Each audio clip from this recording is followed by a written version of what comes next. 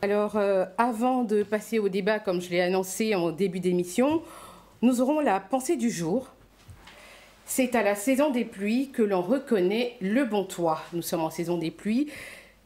Tout ça pour dire que quand tout va bien, il est facile de se croire fort, bien entouré ou prêt à tout affronter. Mais c'est dans les moments difficiles, comme les saisons des pluies de la vie, que se révèlent les véritables protections, la solidité de nos choix, la loyauté des proches, la force de notre caractère. Ce proverbe nous invite à construire avec sérieux, à prévoir l'orage et à chérir ce qui tient bon sous la tempête. Alors, nous allons passer maintenant au débat. Rodrigue Kanga, secrétaire général adjoint de la jeunesse du PDCI, bonsoir. Bonsoir. Baudouin Yapo, secrétaire national adjoint chargé de la communication au RHDP, bonsoir à vous. Bonsoir. Gaël Lakpa, chroniqueur politique, bienvenue. Bonsoir. Et Jean Bonin, politologue, merci d'être avec nous.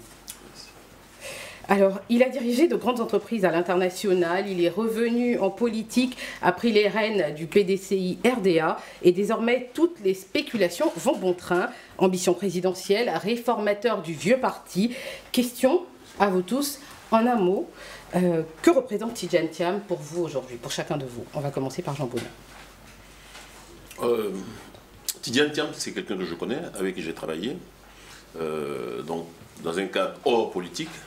Aujourd'hui, il s'est engagé en politique et je crois qu'il représente une promesse, il représente un idéal pour un certain nombre d'Ivoiriens qui ont soif de changement, qui pensent que la politique doit être menée avec une certaine éthique et qui doit être construite sur des fondements durables et non pas nécessairement opportunistes. Donc je crois que c'est ce qui résume Tidjane aujourd'hui, c'est un idéal, une promesse. Rodrigue Kanga. Merci bien. Tidjane Thiam, comme M. Bonin le dit, c'est une promesse. Voilà bien longtemps que les Ivoiriens étaient dans l'expectative. Ils aspiraient à un changement. Mais le paysage politique n'offre pas de leader suffisamment coruscant pour assurer la relève. Et Tidjane Thiam est là. Quand on voit son parcours, ce briseur de plafond de verre, premier Ivoirien à rentrer à l'école des mines, premier Ivoirien, du moins premier noir à diriger une entreprise du FTSE, vraiment ça fait rêver. Ça fait rêver. Voilà pour aujourd'hui, d'innombrables jeunes se reconnaissent en lui et vraiment veulent un jeu démocratique, ouvert, où tout le monde pourra se présenter, afin que, je le dis, je le répète, afin qu'il puisse affliger la plus belle des bérézinas politiques au parti au pouvoir. Merci. Gaël Lakpa. Alors, je dirais d'abord bonsoir à nos téléspectateurs. Voilà, je vais dire Tidjane Thiam en trois éléments. Profil de technocrate, profil du cadre international qu'il a été, et puis dernièrement, profil du jeune président du PDCI RDA, le plus vieux parti politique de Côte d'Ivoire. Donc voilà ce que je peux dire déjà sur l'homme. Très bien. Gaël Lakpa. Non, pardon, Baudouin Yapo. Merci beaucoup. Alors pour moi, M. Thiam est un homme politique. Aujourd'hui, c'est un homme politique. Il a été ce polytechnicien qu'on lui reconnaît. Il a été ce professionnel au niveau international qu'on peut lui reconnaître. Mais aujourd'hui, je pense que c'est un homme politique précipité sur la scène politique. Il est arrivé à la tête de son parti politique dans des conditions, je dirais, précipitées, à la va-vite, lorsque son prédécesseur, qui était le président Ekouna Bédié, perd son âme, donc passait de vie à trépas, M. Thiam n'avait manifesté aucune ambition politique, aucune action politique durant 23 ans, il était dans le dehors de la Côte d'Ivoire. Et lorsque, subitement, après le décès du président Ekouna Bédié, il accède à la tête de son parti dans des conditions contestées aujourd'hui au sein de son parti, il fait l'objet d'une impréparation totale, au point où, nous le constatons, il a été radié de la liste électorale parce qu'il n'a pas su se conformer je pense à la qu'on pourra règle. parler de Je ça pense tout à que l'heure. voici la lettre que j'ai donc de la personne de M. Thiam pour l'instant. D'accord. Alors, Monsieur Bonin, en un mot, comment vous analysez le retour de Tidjane Thiam sur la scène politique ivoirienne aujourd'hui? Le retour, disons plutôt l'arrivée, parce que je l'ai surtout connu comme un technocrate, quelqu'un qui a toujours dit qu'il prenait des distances avec la politique politicienne. Et s'il s'est lancé aujourd'hui en politique, comme il a dit lui-même, c'est parce qu'il pense que c'était le bon moment, parce qu'il pense qu'aujourd'hui la Côte d'Ivoire, plus qu'hier, a besoin de son talent, de sa personne. Et je crois que c'est ce qui motive son engagement aujourd'hui en politique. Et vous, Gaël Lakpa, vous qui suivez, on va dire, toutes les figures politiques de ce pays, Tidjane Thiam casse-t-il les codes aujourd'hui? Pour moi, il ne casse aucun code. Parce que si on revient un peu dans le passé, je n'ai jamais pu entendre ou voir de mes différentes analyses ou bien de mes différentes prospections que Tidjane Thiam, en tant que militant du PDCI, ait démissionné du PDCI-RDA. C'est vrai qu'il était à l'extérieur un bon moment, mais on connaît bien la façon de fonctionner du président Bédié. Il y a des personnes qui sont tout le temps en avant, qui étaient en avant, et il y en a qui étaient dans l'antichambre. Donc moi, je considère Thiam comme quelqu'un qui était à l'époque dans l'antichambre, quelqu'un qui pouvait être sollicité pour des questions concrètes, mais qui n'était pas forcément sur la place publique. Et le moment venu, il est revenu sur le terrain. Et je pense que si on devait parler du profil Thiam, on devait plutôt se pencher sur les questions vraiment sérieuses qui concernent la Côte d'Ivoire, plutôt que chercher à savoir où il était, quand il était, est-ce qu'il n'était pas là et tout. Regardez un élément clair. Quelqu'un qu'on dit être ne pas avoir été sur le territoire depuis une vingtaine d'années, mais qui réussit à revenir au pays, et dès qu'il met son ambition, il réussit à prendre la tête du PDCI. Ça doit amener à réflexion. Voilà, pour ceux qui essaient de dire non, il n'était pas là et tout. Bon, des personnes qui étaient sur le territoire, qui étaient tout le temps là, fidèles, et lui qui est inconnu, comme on le dit, qui revient et qui réussit à prendre la tête d'un parti politique comme le PDCI, ça doit mener à la réflexion. Alors, de votre côté, donc du côté du RHDP, il a parlé de terrain. Du côté du RHDP, on le dit déconnecté du terrain. Est-ce que c'est une analyse politique? Bon, il est totalement déconnecté du terrain, c'est pas faux. Il est à la tête du PDCI, un parti politique qui est connu dans notre histoire. Mais pour ce qui est donc de sa personne, je peux dire que c'était quand même un novice en politique. Vous voyez, tout à l'heure, mon frère, Gaël le disait, quand il est arrivé à la tête du PDCI-RDA, ce n'est pas parce que au sein de son parti, il n'y a pas d'autres compétences. Il y avait bel et bien d'autres compétences, mais il y a des personnes qui ont estimé que M. Thiam, avec un certain carnet d'adresse, pouvait être la personne à même d'inquiéter le pouvoir en place. Donc ils ont fait un calcul et précipitamment, ils l'ont porté dans la tête de leur parti. Mais bon, aujourd'hui, même à leur sein, cela constitue une déconstruction en interne, et donc dans les bases, et il est donc en incapacité de convaincre plus d'Ivoiriens pour sa cause. Donc vous voyez que c'est triste. Il aurait pu donc être en attente, intégrer donc, revenir au pays, intégrer la machine du parti, apprendre sur la scène politique au sein de son parti, aller au contact des militants pointants. Aujourd'hui, nous constatons que assez de cas du PDCI-RDA ont été lésés, ont été tenus à tort parce qu'il y a quelqu'un dans un élan messianique qu'on a voulu porter à la tête de ce parti. Et c'est triste. Alors, Rodrigue Kanga, est-ce que vous pensez que l'arrivée de Tidjane Thiam a divisé au sein du PDCI? Le PDCI-RDA est fort et uni. Le parti n'est pas divisé. Le président Cheikh Tidjane Thiam, le coruscant président Thiam, a la légitimité au niveau du PDCI-RDA. Les militants le soutiennent à 100%. Vous voyez, les bras m'en tombent quand j'entends certaines analyses de personnes qui ne sont pas dans la maison. Nous sommes les gardiens du temple. Pour tout bon militant, comme il a parlé d'antichambre, le président Thiam était l'un des cadres les plus prégnants pour assurer la relève. Mais en stratège politique, le président Bédié n'a pas dévoilé toutes ses cartes. Malheur en a pris. Le président Thiam est aujourd'hui président. Donc qu'ils arrêtent de faire des exégèses sur comment le PDCI va diriger les militants et autres.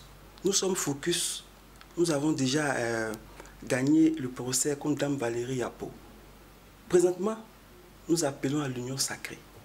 Parce que le président Cheikh Tidiane Thiam est notre leader.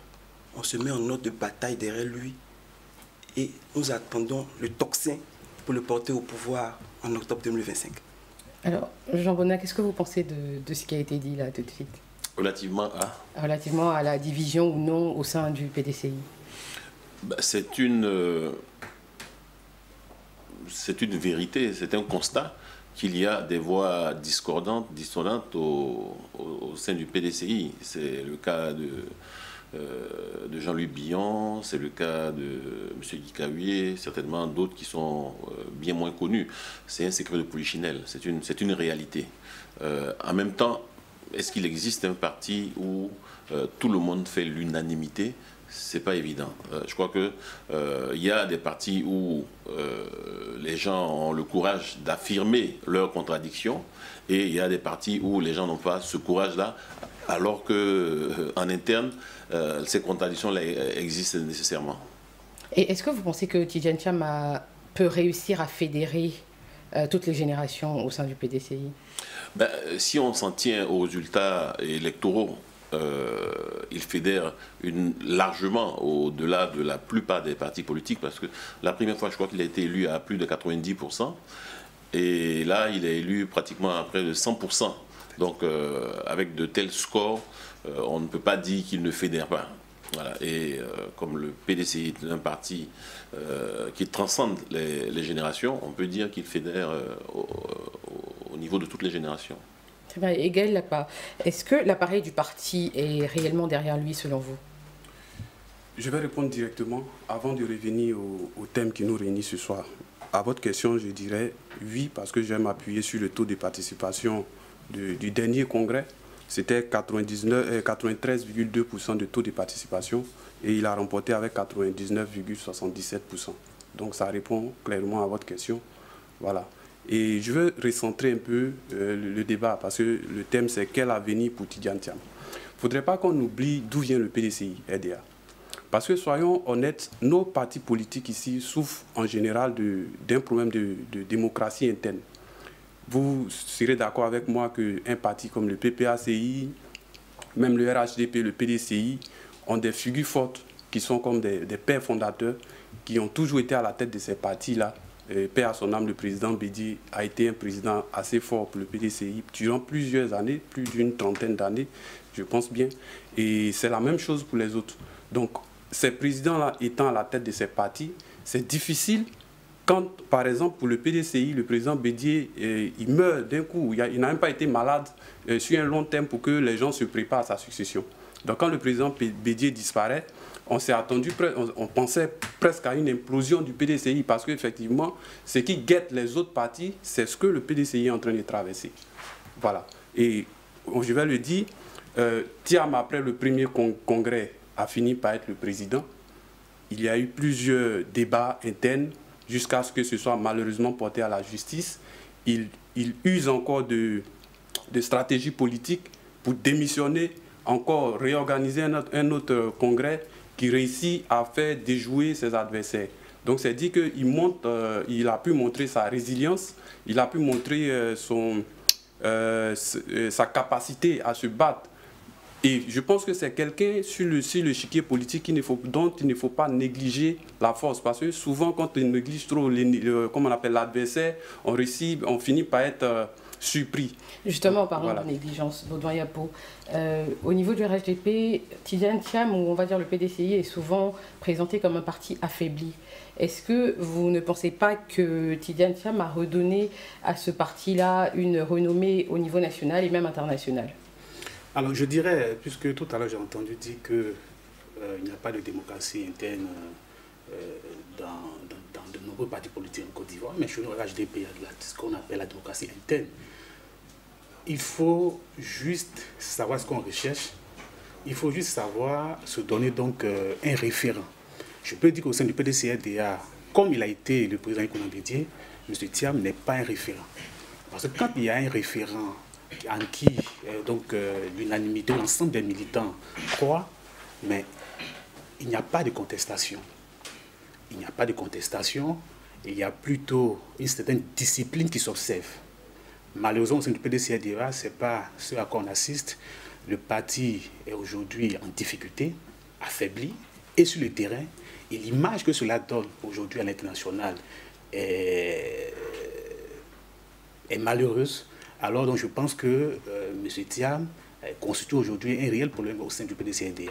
Mais je ne me donne pas le droit donc, de commenter, puisque bon, le débat tourne autour donc, de lui. Je n'irai pas dans les détails, mais de loin, quand j'apprécie, il est vraiment un réel problème pour l'avenir du PDCA-DA. Un réel problème pour l'avenir du PDCA-DA en lui-même. Et ces contestations, oui, mais ces contestations en interne, pour quelqu'un qui a été élu à la tête du parti dans des conditions illégales, oui, illégales, parce que nous avons tous suivi le procès de Dame Valérie Yapo, PDCA-DA, nous avons tous suivi de loin, et dans des conditions, il était amené à démissionner pour se conformer à la règle. Mais aujourd'hui, il peut se targuer d'avoir gagné dans une bataille vis-à-vis de Mme Valérie Yapo, c'est parce que il s'est décidé de se conformer à la règle. Donc, ce qui donne donc raison à Mme Valérie Yapo, à bien d'autres cadres qui l'ont contesté depuis son entrée en politique au sein du PDCA-DA. Jean Bonnet, votre avis de juriste sur ce point de vue? Oui, ce qu'il dit est factuel. Il y a eu une réélection. Je ne sais plus c'était quand la date. L'objectif de cette réélection, c'était comme il a dit, que M. Thiam puisse donc se conformer aux dispositions légales. Ce qui veut dire qu'il n'était pas conforme au départ? Non, puisque je crois que les statuts du PDCI disent que pour être président du parti, je pense que c'est valable pour tous les partis politiques en Côte d'Ivoire, peut-être même dans le monde, il faut être un national du pays concerné. Or, M. Thiam, ayant été sous le coup de l'article 48 alinéa 1 du Code de la nationalité, qui dispose que l'Ivoirien majeur qui acquiert une nationalité étrangère perd sa nationalité ivoirienne. Or, l'article 50 alinéa 1 de ce même code dit que cette perte-là est automatique. Voilà. Dès l'instant où vous avez acquis l'autre nationalité, vous perdez donc la nationalité ivoirienne. Donc, ayant été français en 1987, je crois. Exactement. Février 1987, donc il a perdu de fait la nationalité ivoirienne en 1987. Et il a été élu président du PDCI en 2023, c'est ça, la première fois. Il n'était plus ivoirien. Donc il est redevenu ivoirien quand il a renoncé à sa nationalité française. Et donc c'est ce qui a justifié donc ce taux de congrès qui lui a donc permis d'être à la tête légalement du PDCI. Très bien. Alors, est-ce qu'on peut parler d'une nouvelle doctrine politique avec Tidjane Thiam? Nouvelle doctrine politique? Non, je crois que c'est la politique, non, il n'y a pas de nouvelle doctrine politique. Alors, je vais poser maintenant la question à Rodrigue Kanga. Est-ce que vous pensez que Tidjane Thiam est prêt à assumer une candidature à la présidence dès 2025? Est-ce qu'il l'assume? Oui, manifestement, il est prêt. Il est prêt. Mais je voulais revenir sur certains propos. En fait, je veux rappeler ici à tout un chacun la palinodie que le ministère de la Justice a fait. Nous nous rappelons tous que pour une situation donnée, il y a eu un communiqué qui a été donné par rapport aux Ivoiriens qui avaient pris une nationalité étrangère, où on nous disait grosso modo que pour perdre la nationalité, il fallait d'abord une poursuite du procureur de la République. Alors nous ne comprenons pas que juste après le scandale qu'il y a eu avec l'affaire Thiam, le ministère de la Justice a obligé de faire un rétro-pédalage pour soutenir que le président Thiam perdait automatiquement sa nationalité. Nous trouvons ça curieux. Parce qu'un ministère ne peut pas se dire et se dédire sur une même question. Le président Thiam est prêt à gérer la Côte d'Ivoire. De par son parcours, de par son pédigré, tous les Ivoiriens sont unanimes à le voir candidater. Mais malheureusement, la question qui a été posée, quel est l'avenir du président Cheikh Tidiane Thiam? Je veux la requalifier pour dire quel est son avenir politique dans un contexte d'ostratisation. Parce que manifestement, ça ressemble à de l'ostratisation.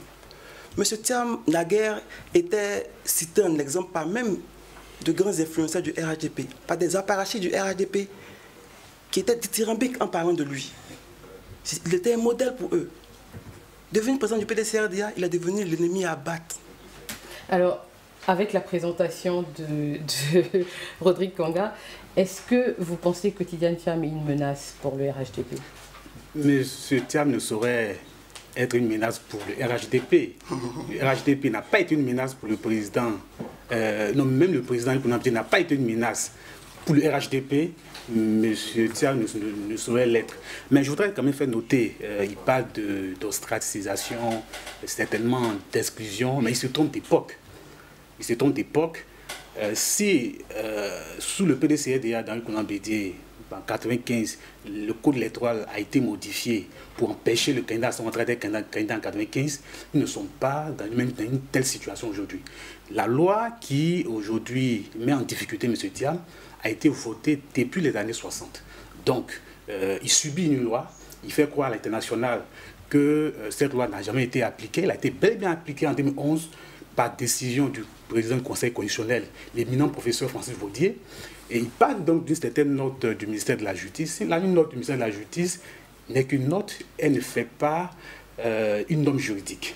Et encore, la note du ministère, donc du ministre de la Justice, concernait une procédure, je dirais une procédure normale de contestation de nationalité. Ici, nous étions dans un cadre de contentieux de la liste électorale où le juge électoral a estimé que, au regard de la loi, M. Thiam avait bel et bien perdu la nationalité ivoirienne en 1987 et en 2025, il venait donc à reprendre la nationalité ivoirienne. Donc, pendant ce temps, il n'avait pas la nationalité ivoirienne et il est allé frauduleusement s'inscrire sur la liste électorale.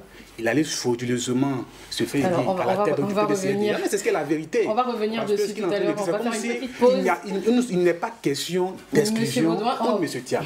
On va faire une petite pause pour le flash. On part au flash et on revient tout à l'heure. D'accord.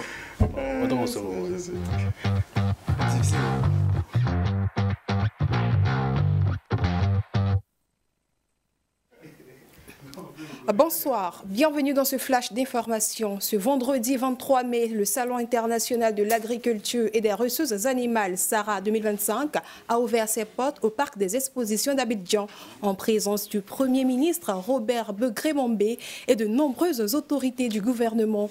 Cette rencontre internationale se tiendra du 23 mai au 1er juin 2025. Quel système de transformation agroalimentaire pour la souveraineté alimentaire en Afrique? C'est le thème de ce rendez-vous international. Plus de 5000 visiteurs et 1000 exposants venus d'Afrique, d'Asie et d'Europe sont attendus au parc des expositions d'Abidjan. Le sélectionneur des éléphants de Côte d'Ivoire, Emers Faye, a dévoilé ce vendredi 23 mai 2025, au cours d'une conférence de presse, la liste des joueurs retenus pour le tournoi amical baptisé Canadian Shone Tournament, prévu du 7 au 10 juin au Canada. Emers Faye, sélectionneur des éléphants, a remis en question 3 joueurs. Le sélectionneur a opéré des changements importants dans l'ossature de son effectif, qui reste toutefois dominé par les champions d'Afrique 2024. Auteur de performances plus convaincantes, le latéral droit du stade Best 3, Luc Zogbe, intègre la sélection pour la première fois. Le milieu de terrain enregistre la première sélection de gagnant parfait dont la convocation était réclamée par de nombreux supporters ivoiriens. Nous y reviendrons dans nos prochaines éditions. Et puis terminons ce journal avec cette information. Ce JT Terminons ce flash avec cette information en RDC, en République démocratique au Congo. Le Sénat a voté ce jeudi 22 mai la levée de l'immunité parlementaire de Joseph Kabila. L'ancien président devenu sénateur à vie après son départ du pouvoir est accusé par la justice militaire de complicité avec la rébellion de l'AF M23. Des poursuites sont désormais possibles. C'est la fin de ce flash. Merci de l'avoir suivi. Merci de nous retrouver, merci Karidja pour ce tour d'information. Pour ceux qui nous rejoignent, nous sommes dans 7 infos le soir week-end. Ce soir, nous débattons de l'avenir politique de Tidjane Thiam, une figure qui alimente espoir et débat au sein de la scène politique ivoirienne. Alors, Jean Bonin, est-ce qu'aujourd'hui on peut dire que Tidjane Thiam est légitime, il est légitimement candidat, il peut être légitimement candidat en Côte d'Ivoire? Il peut être candidat, sauf qu'il n'est pas sur la liste électorale. Donc, il peut faire acte de candidature, mais sa candidature sera déclarée irrecevable, vu qu'il n'est pas sur la liste électorale. Pour être éligible, il faut déjà être sur la liste électorale. Donc, il est légitime à faire acte de candidature, mais il est certain que cette candidature sera rejetée. Très bien. Gaël Lacban, est-ce que, au-delà de l'élite, est-ce que Tidjane Thiam peut convaincre, on va dire, le reste de la population? Il a déjà son appareil politique. Voilà, il a déjà son appareil politique qui a un certain poids sur le territoire national. Ils ont produit un sondage, je crois, dernièrement. Et même Jean Bonin, ici présent, avait fait un sondage aussi. On a vu le score que Thiam a eu. Je crois qu'il revenait deuxième.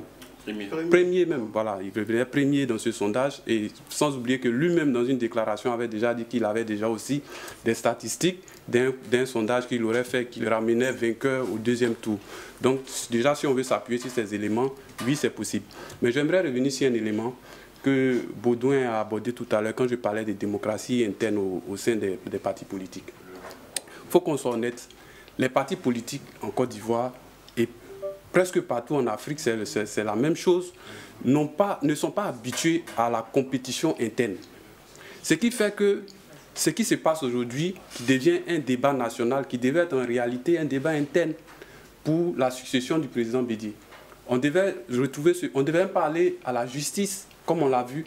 Aujourd'hui, l'actualité qui intéresse les Ivoiriens, c'est la cherté de la vie, c'est la modernisation de l'agriculture, la santé et tout. Mais vous vous rendrez compte que depuis près de 2 mois ou bien combien de temps, l'actualité est cristallisée autour de la nationalité du président Thiam, alors que cette nationalité même, qui a fait débat pendant combien de mois, finalement aujourd'hui, il est ivoirien et il suffit seulement que la CEI organise une révision de la liste électorale pour qu'il soit candidat. Voilà, c'est ce que j'allais poser comme question. Voilà, pour moi, ce n'est pas des sujets importants. Oui, c'est possible. En Côte d'Ivoire, on est habitué à tout. On voit tout. Il y a des revirements de situation qui se passent à n'importe quel moment dans la sphère politique en Côte d'Ivoire. Du moment où aujourd'hui on a fini ce débat de nationalité, pour moi, c'était quelque chose qui ne devait même pas avoir lieu. Ça devait se passer en interne. Mais le PDCI étant ce parti-là qu'il est, ceux qui revendiquaient sûrement qui se sont sentis lésés au sein de l'appareil politique, ils avaient le droit de se rendre à la justice et ce qui a amené le linge sale sur la place publique. Mais je pense que le PDCI est un parti assez responsable pour pouvoir se retrouver. On a parlé de Bion, de Guy Kawe, de Valérie Yapo même qui a été réintégré. Donc ce PDCI-là, s'il veut vraiment revenir à la vision du président Félix Houphouët-Boigny, président fondateur de ce parti-là, doit tout faire pour pouvoir se retrouver parce qu'en face, il faut qu'ils sachent qu'ils ont un adversaire très redoutable qui est le RHDP. Donc, il ne peut pas se donner le luxe de partir à ces élections divisées. Il y a un autre aspect que je voudrais toucher, c'est qu'en même temps aussi, le président Thiam, il est le président d'une coalition de l'opposition. Donc tout ça, ce sont des éléments qui peuvent lui apporter une certaine légitimité en tant que candidat sérieux vis-à-vis du RHDP et bon, seulement pour le RHDP. Rodrigue Kanga, après ce qu'il a dit, est-ce que vous prévoyez des approches pour pouvoir aller en rang uni à ces élections. D'accord. Avant tout propos, je voulais préciser un fait. Bon, peut-être que pour certains partis, la démocratie n'est pas active en interne, mais ce n'est pas l'apanage du PDCRDA. Oui, le président Bédié, à tout le congrès, a eu des adversaires. Il y a eu même son président des jeunes, Bertin. Il y a eu son secrétaire exécutif. Le président Thiam a eu un adversaire en la personne du maire Yassé. Donc, le jeu a toujours ouvert au niveau du PDCRDA.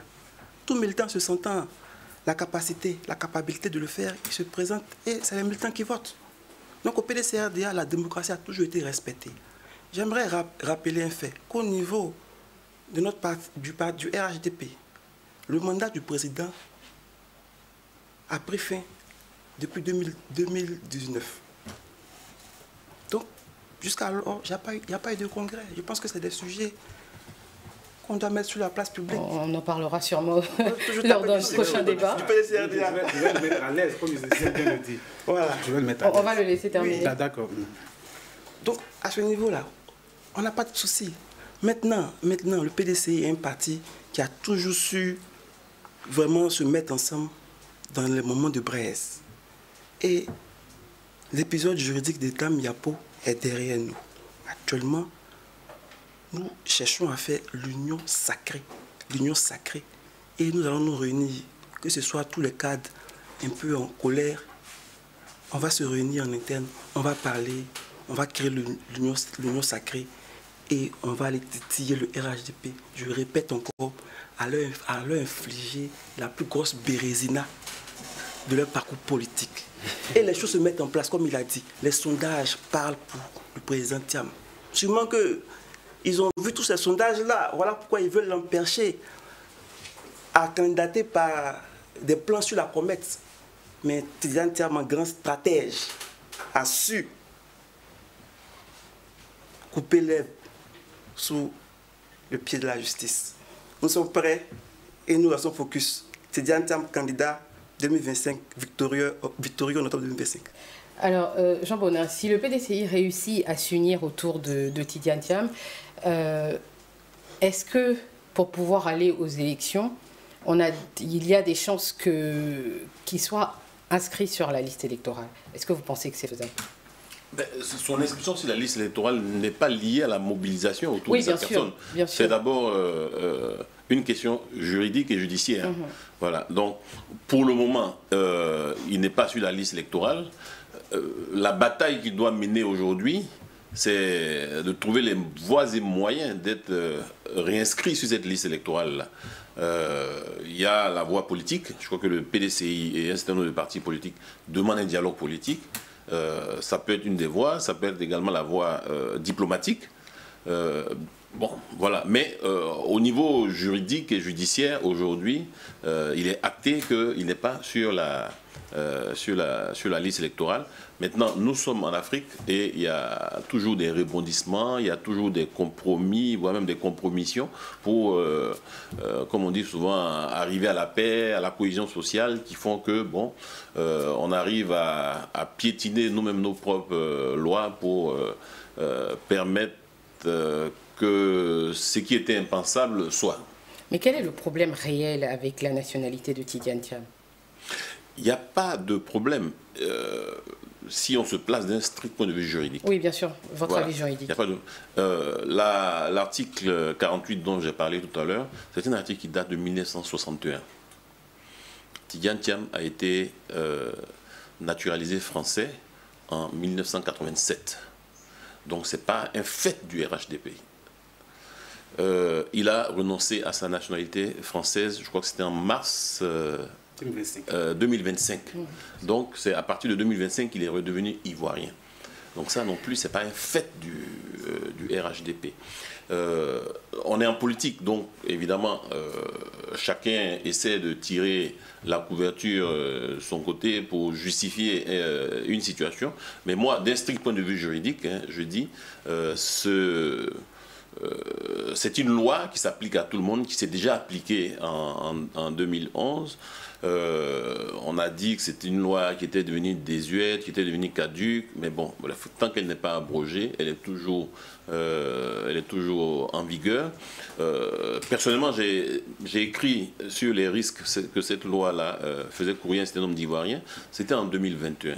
J'ai réécrit en 2022, j'ai écrit en 2023. Donc chaque année, j'ai attiré l'attention parce que je me suis rendu compte que beaucoup d'Ivoiriens ne savaient plus qu'ils n'étaient plus Ivoiriens.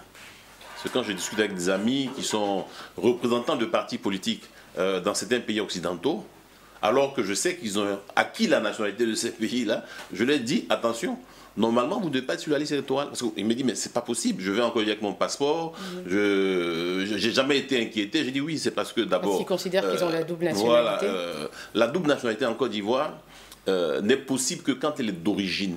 C'est-à-dire que vous êtes né d'un père ivoirien ou d'une mère ivoirienne et d'un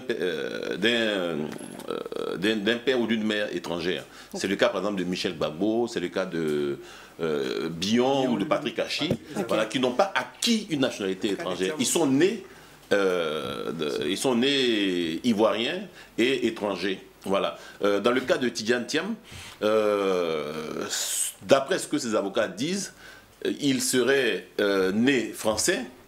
Or, jusque-là, les avocats du PDCI n'ont pas encore pu prouver cela, parce que ce qu'ils ont fait, c'est qu'ils ont envoyé, ils ont mis sur la table donc un extrait d'acte de naissance de Tidjane Thiam, mais ce n'est pas suffisant, parce qu'un extrait d'acte de naissance, un Japonais qui naît en Côte d'Ivoire n'est pas ivoirien parce qu'il est né en Côte d'Ivoire. Donc, qu'est-ce qu'il faudrait en plus pour ce qu'ils disent, ce qui serait bon, c'est que les avocats de M. Thiam viennent avec le certificat de nationalité du père. Voilà, puisqu'il aurait été français d'origine, il n'aurait pas acquis la nationalité française. Son avocat parle de surabondance, ça veut dire qu'il était déjà français. Dans ces conditions-là, le plus simple, c'est de venir avec un certificat de nationalité du père. Ou à tout le moins d'autres documents. Son père a été fonctionnaire en France. Il doit être possible de trouver des traces de documents de son père en tant que fonctionnaire. Et ça mettrait fin au débat. Or, pour le moment, ils n'ont pas été capables de produire un tel document. Le seul document qui fait foi, jusqu'à preuve du contraire, c'est le décret de naturalisation de 1987. Voilà. Et donc, voilà un peu la réalité juridique de M. Thiam. Merci Jean Bonnat. Alors Gaël Lacpa, est-ce qu'il serait possible d'avoir un plan B au niveau du PDCI? Un plan B au niveau du PDCI, mon point de vue personnel, s'il devait avoir un plan B, ce serait peut-être le ministre Bion, qui était en réalité l'adversaire direct de Thiam, mais là où le clash est arrivé, c'est allé tellement loin que même aujourd'hui, les différents délégués et tous les cadres du PDCI qui sont avec Thiam, je rappelle, je dis qu'au dernier congrès, le taux de participation était de 93%, ce qui est évocateur. Ils sont tous presque pas d'accord pour qu'il y ait un plan B. Donc c'est le PDCI qui décide s'il lui faut un plan B ou pas. Mais vu que le problème est allé tellement loin, il va falloir qu'ils réussissent à s'asseoir et se retrouver, comme je l'ai dit tout à l'heure. Mais tant qu'ils ne le feront pas, Thiam demeurera le plan A et A' s'il le faut. Et ils iront comme ça. Si jamais il n'est pas candidat, et comme pour l'instant il n'est pas inscrit sur la liste électorale, je pense que peut-être qu'il pourrait, je le dis, il pourrait peut-être se tourner même vers sa plateforme, parce qu'il est membre de la CAP, oui, avec absolument. aussi des personnalités là-bas, qui dit que s'il n'est pas candidat, il ne pourrait pas peut-être donner un mot d'ordre pour quelqu'un d'autre qui est possible d'être candidat là-bas, pour qu'ils sont tous ensemble. Donc, voilà. Alors, Rodrigue Conga, est-ce qu'au PDCI, vous pensez déjà à un plan B? Au PDCI-RDA, nous avons un champion, nous avons un Pygmalion, qui est la personne du Coruscant, Cheikh Tidjane Thiam. C'est notre candidat. C'est avec lui que nous allons aller aux élections. Même s'il n'est pas réinscrit sur la liste électorale, comme vous faites. On ne peut pas dénier le fait que le militant du PDCI-RDA porte son choix sur le président Thiam. Quand on sait que dans l'histoire de notre très chère Côte d'Ivoire, il y a des partis politiques qui ont bataillé pour que leur leader soit candidat Nous, le PDCRDA, nous sommes un parti de paix. Nous n'allons pas user de violence. Nous n'allons pas user de malice. Mais nous allons utiliser tout ce que la démocratie porte en elle. Et on peut s'attendre à un chemin à la sénégalaise avec quelqu'un d'autre. Tiens, mais notre candidat, nous appelons un dialogue politique. Et j'ai foi, je sais que le dialogue politique se fera et que le président Cheikh Tidiane Thiam sera réintégré sur la liste électorale. Votre avis? Alors, d'abord, je voudrais préciser sur le sondage qui a été mené par mon cher doyen ici, M. Jean Bonnet. Je ne vais pas minimiser son sondage, mais ce n'est qu'un sondage Facebook.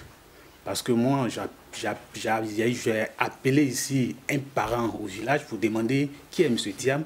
On ne sait même pas de qui il s'agit. Donc vraiment, ça ne reste qu'un sondage de Facebook. Et il y va donc de ses abonnés, des personnes qui estimaient que c'est Thiam qui est le choix, M. Thiam qui est le choix. Bon, ça les engage. Mais il a parlé tout à l'heure du mandat du président Alassane Ouattara à la tête du RHDP. Mais je vais lui rappeler que le RHDP est un jeune parti de 5 ans. 56 ans, un parti qui a été créé en 2019, donc, dont le premier congrès a eu lieu en 2019. Après les élections présidentielles de 2020, il y a eu une réunion du directoire, au cours de laquelle le président Alassane Ouattara a décidé d'une restructuration profonde au sein du parti. Donc il y a eu l'élection des secrétaires départementaux, il y a eu la mise en place des structures spécialisées. Je rappelle qu'à la JPDCI, tous les membres de la JPDCI, depuis maintenant plus de 10 ans, il n'y avait pas de congrès électif. Alors que nous avons eu donc un congrès électif en 2023. Et après, il y a eu la mise en place des coordonnateurs principaux du parti. Et donc, la réunion du directoire a donné donc quitus au président Alassane Ouattara de rester à la tête donc, du parti jusqu'au prochain congrès. Donc, notre congrès aura lieu dans ce mois de juin, donc les 21-22 juin, et nous allons donc réélire donc, le président Alassane Ouattara à la tête de notre parti. Donc, nous ne sommes pas... Oui, nous allons le réélire, en tant que militant, c'est mon candidat pour être à la tête de notre parti. Je vais réagir sur la situation de M. Thiam. Vous savez, madame, à un moment donné, il faut qu'on ait du respect pour nos institutions. Si M. Thiam a démissionné de la tête du PDCRDA à cause d'une décision juridique qui était attendue, il voulait contourner cette décision de justice. Mais c'est parce qu'il était conscient que s'il n'arrivait pas à se conformer à la règle, il aurait été condamné par la justice. Ça veut dire qu'il a une attention vis-à-vis de la justice. Mais pourquoi ne pas avoir la même attention vis-à-vis de la décision de justice qui le radie donc de la liste électorale?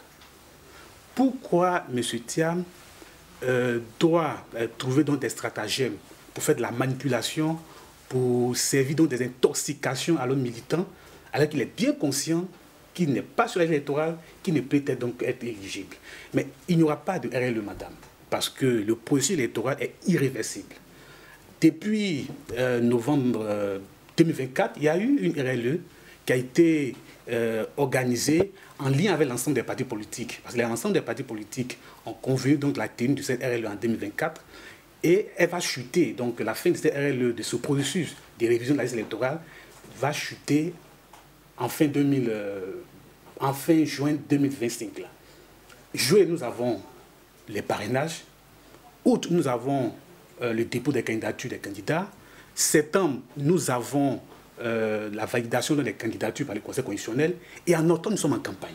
Donc, c'est même pas concevable qu'il y ait une nouvelle RLE pour une personne.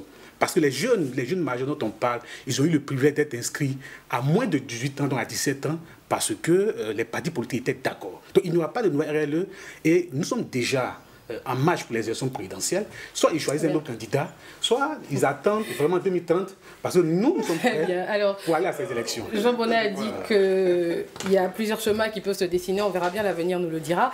Comme je le disais à l'entame de cette émission, cette info, le soir week-end, c'est nous, mais c'est aussi vous. Et on a des questions des internautes sur Facebook. Adama Ebié a posé la question de savoir pourquoi ont-ils peur qu'ils se présentent. Je pose la question à Jean Bonnet. On désigne qui? Le RHDP, je suppose. Oui, on suppose. Non, je crois que le RHDP n'est pas partie prenante dans, je dirais, les déboires judiciaires de M. Thiam, puisque c'est c'est d'abord une militante du PDCI qui a porté l'affaire devant les tribunaux. La justice ivoirienne, pour moi, c'est la justice de tous les Ivoiriens. Parce que souvent, on a cette tendance de dire, oui, la justice est instrumentalisée par le pouvoir. Il y a une justice ivoirienne. Voilà, je l'ai déjà dit sur ce plateau. Monsieur Ouattara a hérité cette justice-là de Monsieur Gbagbo, qui lui-même l'a hérité de M. Bédié, et de M. Bédié l'a hérité de M. Oufoué. Donc, chaque président n'est pas venu avec sa justice. Ils ont trouvé des magistrats en place. Ce sont ces mêmes magistrats-là qui vont encore décider dans 5 ans si M. Ouattara n'est pas là et quelqu'un d'autre est là. Donc, c'est la justice ivoirienne. Donc, est-ce que les gens ont peur de M. Tidiane Thiam? Non, je ne crois pas. Il a été confronté à une réalité juridique à laquelle il doit trouver une solution. Dans l'immédiat, cette solution n'est pas juridique, elle est nécessairement politique. Dans le cas d'un dialogue politique qui peut se faire. Et comme la politique, c'est surtout des rapports de force, s'il arrive à établir un rapport de force, alors évidemment, les choses peuvent changer. En 1995, M. Ouattara n'a pas pu être candidat. En 2000, il n'a pas pu être candidat. En 2010, il a pu être candidat parce qu'il avait un rapport de force qui lui a permis, avec le soutien des forces rebelles, donc d'imposer un environnement politique qui lui permettait donc d'être candidat avec d'autres. Voilà. Et donc, est-ce que le PDCI est capable d'imposer ce rapport de force-là, qui permettrait alors d'aller à un dialogue politique? Ça, c'est au PDCI de voir. Merci. Alors, une autre question d'internaute. Qu'est-ce qui pousse un homme compétent, engagé et respecté comme Tidiane Thiam à devoir constamment se battre pour exister politiquement dans son propre pays? Gaël, tout se retrouve dans la définition de la politique. La politique, c'est le combat permanent. Quand vous décidez de vous engager en politique, vous êtes en combat permanent jusqu'à ce que vous puissiez arrêter un jour. Sinon, tant que vous êtes dans l'arène politique, le coup peut venir de l'adversaire, mais le coup le plus dangereux en général vient de votre propre camp. Donc c'est cela la réalité du terrain. Merci. Alors, on va clore ce débat par un tour de table avec la question de début. Quel avenir pour Tidiane Thiam? Merci. L'avenir du président Tidiane Thiam, il est haut en couleur. Il s'inscrit en victoire. Il s'inscrit en réveil. Il s'inscrit en retour de Côte d'Ivoire dans le concert des nations. Le président Cheikh Tidiane Thiam, dans ces moments maelstrom, est bien conscient qu'il aura beaucoup de peau de banane sur son chemin. Mais il reste concentré, nous restons concentrés, nous les militants, nous sommes à sa disposition et nous allons le conduire au pouvoir d'État en octobre 2025, dans la paix, avec panache et bravoure. Merci. Baudouin Yapo? Bien, je ne suis pas maître de son destin pour juger de son avenir politique, mais je peux dire qu'il a mal commencé. Il a fait une entrée en politique très précipitée, qui ne rassure pas d'abord son propre parti et qui ne saurait donc rassurer les Ivoiriens. 2025, c'est bien connu de tous qui ne peut pas être candidat. Bon, donc il va attendre en 2030 pour mieux se préparer, pour mieux se structurer, pour donc venir donc devant les Ivoiriens et pour vouloir donc être candidat. Donc je pense que son avenir politique est dans ses propres mains. Voilà, et nous apprécions. Merci. Gaël Lacroix? Tidiane Thiam est désormais président confirmé du PDCI-RDA, après tout ce qu'on a pu voir comme polémique. Il a connu l'adversité, il en connaîtra. Mais au-delà de tout ce qu'on peut dire, il captive beaucoup l'actualité parce que vous voyez, on peut rapprocher son profil de celui d'un certain Alassane Ouattara dans les années 90. Donc beaucoup d'Ivoiriens ont envie de voir un Alassane Ouattara bis et ils le voient en Tidiane Thiam. Mais aujourd'hui, ayant réussi à avoir l'appareil politique dont il a besoin, je pense qu'il a encore du chemin à faire. pas relativement à la présidentielle, mais au sein du PDCI, il faut qu'il puisse réussir à ramener l'unité, il faut qu'il puisse réussir à gérer des insuffisances, parce qu'il y en a. On va beau faire les commentaires, tout dit, mais il y a des insuffisances que je crois qu'ils seront en mesure de pouvoir gérer. Parce qu'il y a une transition qui s'est faite au sein du PDCI, qui s'est faite et qui n'a pas encore fini de se faire. Donc forcément, il y a des grincements dedans, il y a des insatisfactions, il y a des personnes qui ne sont pas heureuses de la situation, mais il va devoir faire avec. Et puis, je pense que le reste, son agenda, son calendrier lui appartient à lui et son parti politique. Veulent-ils être un parti sérieux sur lequel des Ivoiriens peuvent compter, ou veulent-ils être un parti clanique, un petit groupe de personnes qui seront un peu écartées de la vision? Donc tout appartient au PDCI-RDA. Sinon, je pense que Tidiane Thiam, c'est un bon produit à vendre pour un parti politique. Jean Bonin, pour conclure. Disons que la politique est faite de cycles, donc de haut et de bas.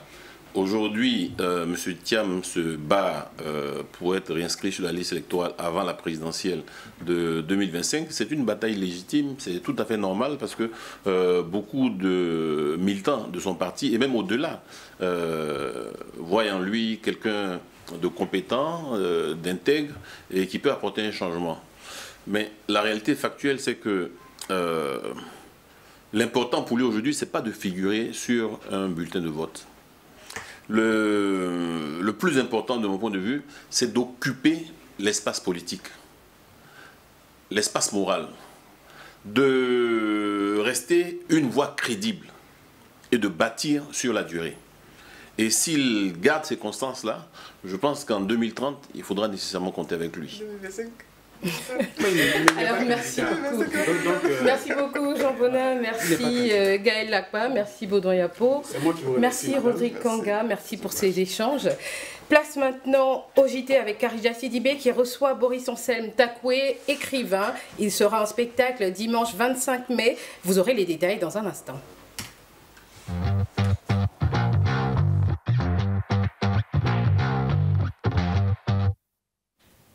Bonsoir, voici les titres de ce vendredi 23 mai 2025. Valérie Yapo conteste la candidature de Tidiane Thiam après son intégration au bureau politique. Elle exige des comptes sur la gestion de Tidiane Thiam durant la première élection à la tête du parti. Le Salon international pour l'agriculture et les ressources animales a ouvert ses portes ce vendredi à Abidjan. Près de 1000 exposants et 500 000 visiteurs sont attendus au parc des expositions. La fin de 3 années d'attente pour les familles déguerpies pour les travaux de la future ligne bus rapide transport entre Yopougon et Bingerville. Cette info météo pour débuter, la vigilance jaune a été décrétée par la Sodexam sur le district d'Abidjan où de fortes pluies accompagnées d'orages sont annoncées les heures qui suivent. L'orage est loin d'être passé au PDCI après le verdict du procès. Valérie Yapo, intentée contre Tidiane Thiam, a réintégré au bureau politique après une exclusion temporaire. Valérie Yapo conteste justement de nouveau la candidature de Tidiane Thiam et sa gestion. On l'écoute au micro d'Arnaud Oussou. Un plan B. Le plan B important. Je vous dis toujours et je le répète, il y a les militants du PDCI ici. Si le PDCI n'a pas encore de candidat en 2025, le PDCI va mourir petit à petit. Parce qu'il y en a qui iront à RHDP pour aller faire campagne. Il y en a qui iront au PPACI pour aller faire campagne. Il y en a qui iront même au COGEP pour aller faire campagne. Donc il faut un plan B pour conforter nos bases. Et pendant toute cette période, notre casque a été utilisé. N'est-ce pas? Il ne devait pas être président. Et donc, je me réserve le droit d'aller au pénal.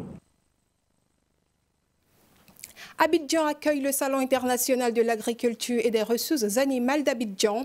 Quel système de transformation agroalimentaire pour la souveraineté alimentaire en Afrique? C'est le thème de ce rendez-vous international prévu jusqu'au 1er juin 2025. Plus de 5000 visiteurs, 500 000 visiteurs et 1000 exposants venus d'Afrique, d'Asie et d'Europe sont attendus au parc des expositions d'Abidjan. Diane Drissa et Samson Oula étaient sur place.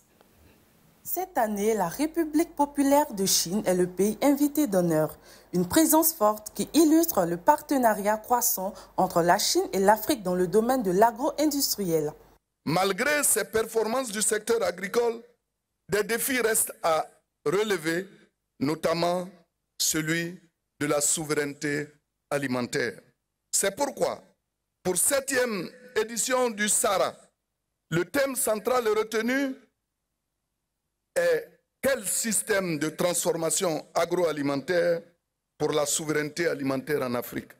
Start-up agricole, innovation technologique, système d'irrigation intelligente, chaîne de transformation locale, chaque pavillon expose des solutions concrètes aux défis de demain.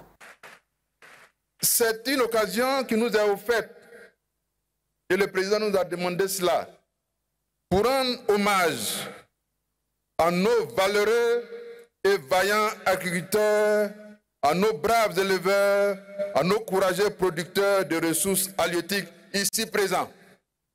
Et je voudrais que nous les acclamions très fort parce que c'est leur fête. C'est le lieu de reconnaître l'apport appréciable et précieux des bailleurs de fonds, l'apport des partenaires techniques, l'apport des pays amis. De l'innovation à la coopération internationale, en passant par l'investissement local, le Sahara 2025 est bien plus qu'un salon. C'est un appel à la mobilisation de toute l'Afrique pour une agriculture plus forte, plus durable et véritablement souveraine. Le collectif des entreprises de transport et de personnes a levé le mot d'ordre de grève initialement prévu du 26 au 28 mai 2025. À l'origine de ce mouvement, la contestation d'être soumis à la TVA de 18% sur les prestations de transport. Les tensions semblent donc apaisées. Ces chauffeurs ont par ailleurs arrêté le travail, mais cette fois-ci pour une séance de sensibilisation. Le porte-parole du collectif explique les raisons de cette levée au micro de Pierre Thiebi. Cette décision ne signifie pas que toutes nos revendications ont été satisfaites, mais elle marque une volonté de poursuivre le dialogue dans un esprit de responsabilité, de respect mutuel et d'espoir en des avancées réelles. Les autorités ont pris un certain nombre d'engagements, notamment l'arrêt de la distribution des taxations d'office, entre parenthèses TO, par les services des impôts. La promesse d'ouverture imminente des pourparlers entre les transporteurs et le ministère de l'économie pour le traitement de fond de la question de la TVA. Nous appelons tous les membres à la vigilance et à nous transmettre toute éventuelle taxation d'office qui pourrait survenir.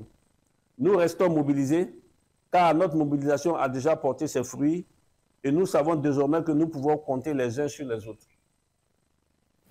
Après de longs mois d'attente, les premières indemnisations vont enfin débuter dans le cadre du projet Bus Rapide Transit entre Yopougon et Bingerville. Ce matin, les personnes concernées se sont réunies à la sous-préfecture de Bingerville. Des explications de Fatou Kaloga. Ce vendredi matin, à la sous-préfecture de Bingerville, ils étaient plus de 200 hommes, femmes, jeunes et anciens, tous réunis pour entendre ce qu'ils espéraient depuis tout ce temps, le lancement officiel du paiement de leur indemnisation. Quand on nous a déguerpis, on n'avait pas eu de retour. Un moment même, après la première réunion, on a fait près d'1 an, on n'avait pas de retour. On était vraiment désespérés. On pensait que c'est quelque chose qui n'allait plus aboutir au fait. D'abord, personnellement, moi je veux en tout cas, avoir d'abord peut-être le peu qu'on a prévu me remettre. C'est dans le cadre du plan d'action de réinstallation que cette rencontre a eu lieu. Ce plan, validé par l'État et appuyé par la Banque mondiale, prévoit un accompagnement équitable pour les personnes affectées par le projet. 1 659 863,350 francs pour Bingerville. On a retenu seulement 2 modes de paiement, soit par virement bancaire ou alors par chèque.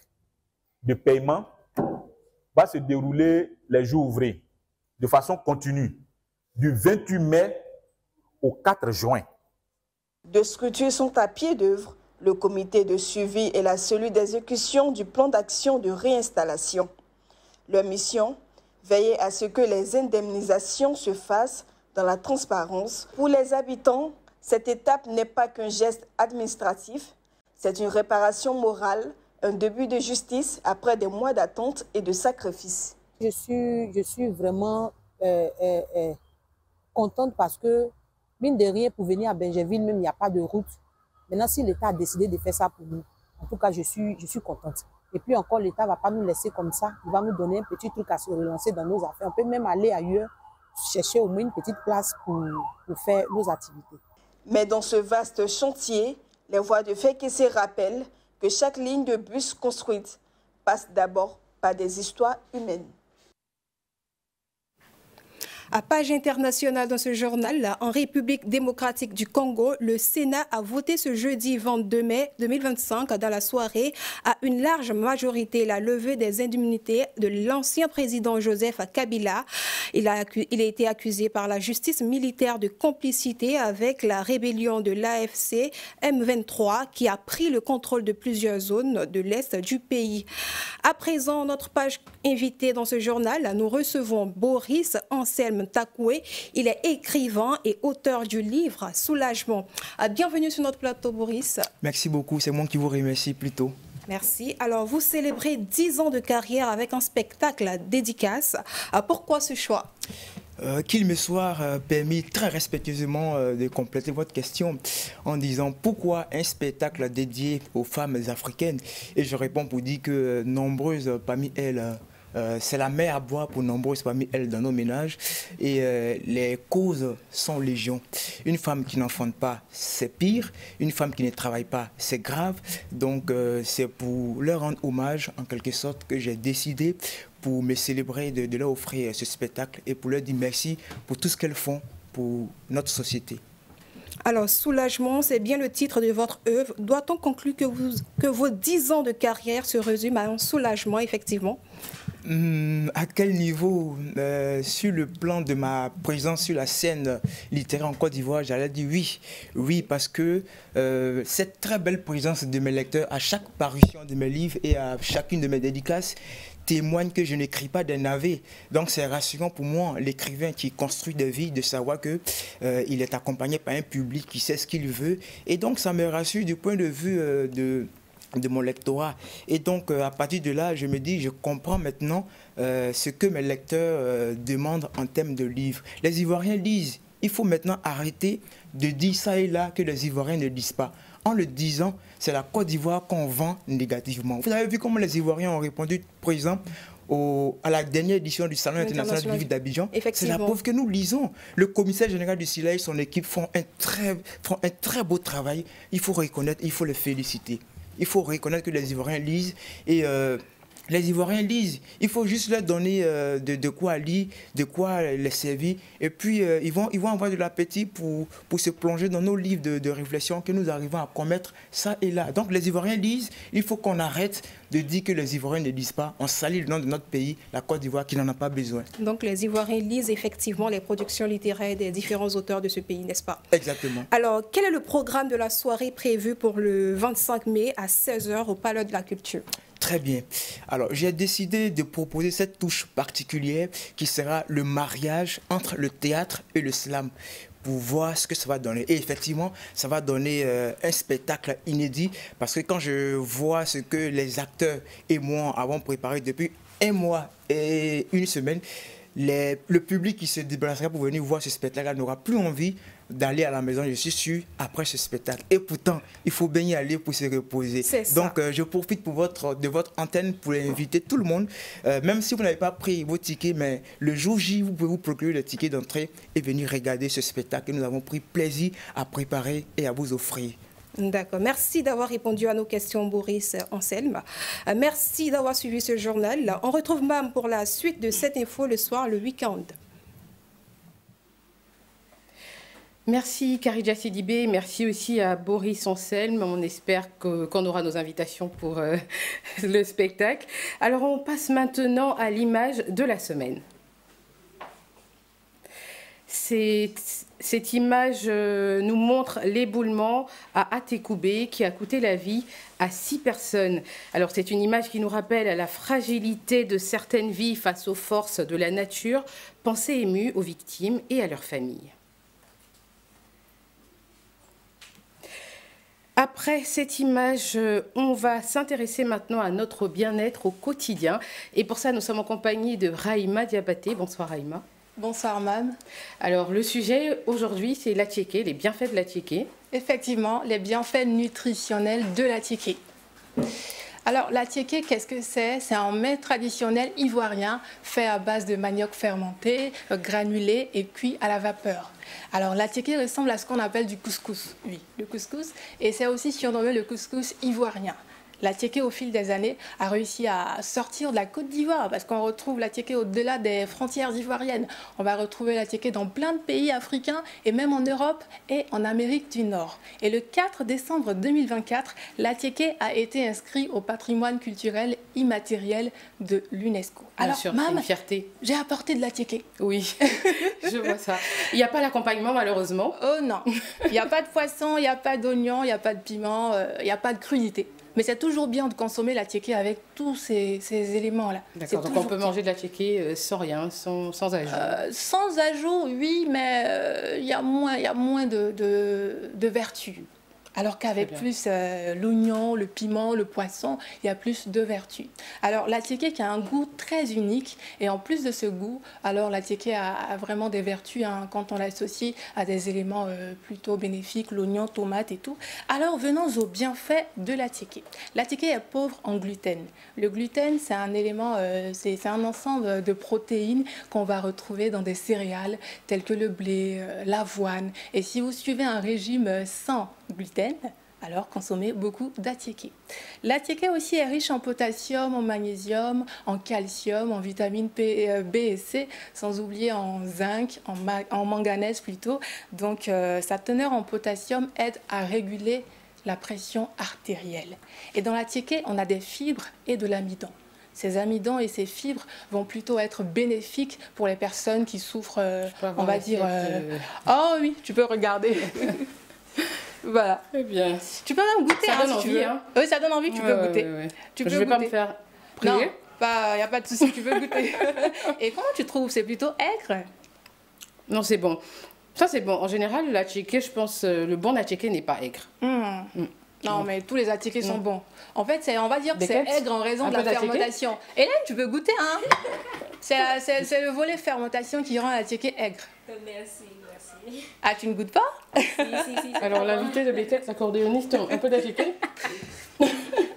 Il y a même la boule, hein, donc voilà. Avec 200 francs, vous avez une boule d'attiéké. Tout se passe bien. Très bien. Donc, je le disais, la teneur en potassium va plutôt réguler la pression artérielle. Et les fibres et l'amidon présents dans le manioc sont plutôt très bénéfiques et vont plutôt aider les personnes qui souffrent d'ulcères, de problèmes gastriques, d'inflammation du côlon. Voilà, donc les fibres qui favorisent aussi la digestion. Oui. Et éloignent de la constipation parce que plein de personnes ont tendance à dire que l'attiéké constipe.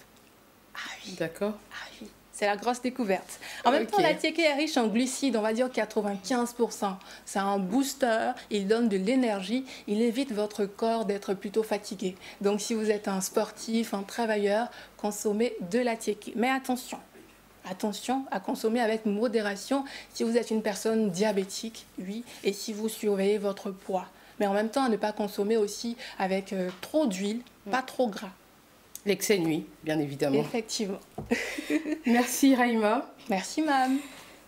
Après ce moment bien-être, place à l'art et à l'émotion avec notre chronique slam par Hélène Beckett. Bonsoir Beckett. Bonsoir Mam. Alors qu'est-ce que tu nous as préparé pour ce soir? Eh bien, juste un peu de slam dans la positivité pour dire que tout va bien se passer malgré tout ce qu'on sait. Allons-y. Alors, peu importe les intempéries, peu importe les incendies, on survivra même après aujourd'hui.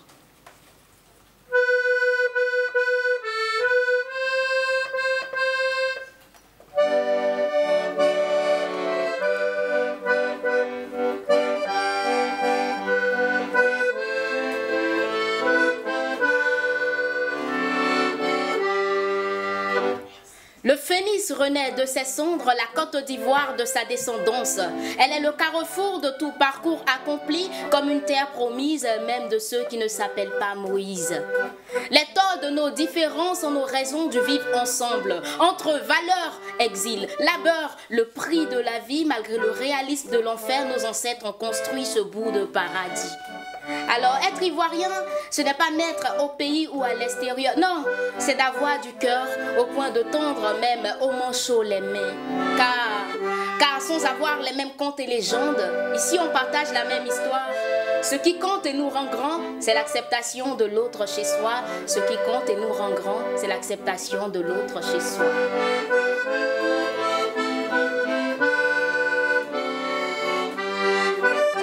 Ici, sans fil, on s'attache, car sans être lié, on a des attaches. Ici, on traite le guerrier de cannibale, mais on partage avec lui le même repas. Oui, on reproche à l'attier de tuer l'escargot avec des balles, mais de retour de sa chasse, on lui réclame notre part. Parce qu'être ivoirien, c'est être fier de nos monuments. Mais c'est aussi adresser le président à la moindre incidence. Parce que la Côte d'Ivoire, c'est un passé glorieux, un présent ambitieux et un futur radieux. Parce que la Côte d'Ivoire, c'est la tête de Didier Drogba, les mains de Jean-Marie Adiafi, les pieds de Muriel Aoré, la voix d'Aïcha Koné. Parce que la Côte d'Ivoire est avant tout le bout de l'humanité. Alors peu importe les intempéries, peu importe les incendies, on survivra même après aujourd'hui.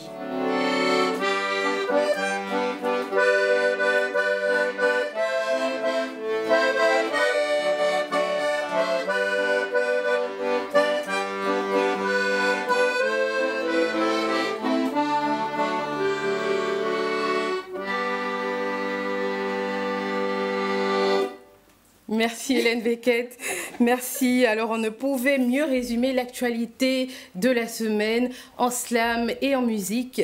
Merci de nous avoir suivis, c'est la fin de ce 7 Info le soir week-end. Rendez-vous vendredi prochain, d'ici là, portez-vous bien et soyez vigilants.